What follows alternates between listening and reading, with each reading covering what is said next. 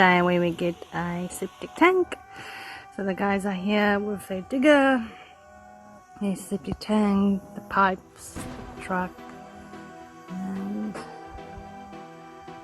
they help. The guy's name is Ken, that's one of his workers. I'll show you later. Bye.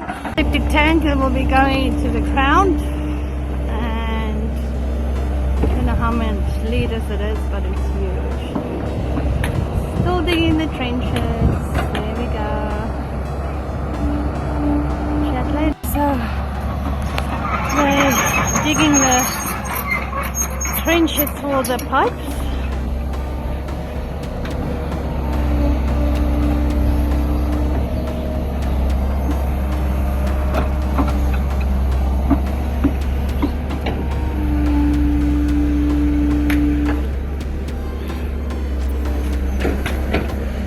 This is going all the way to the cabin,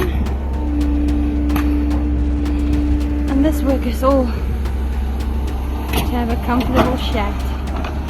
We'll be in touch again on the installation of the septic tank. That huge tank that was standing here previously today is now sunk into the ground. And this is what it looks like from the top. I can't believe that whole thing went into this ground, but there we go, that's the tanks. And apparently it has been for 3 years, and bacteria will eat whatever goes into that. So that whole trench that we're here, it's all filled up now, and we're ready to go with this. Also, they just installed something else. Sorry for that. Something else here. Completion of it all. It's the bed. Proper drainage.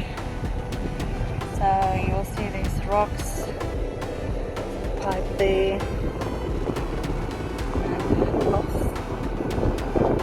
So this is just to help with the drainage.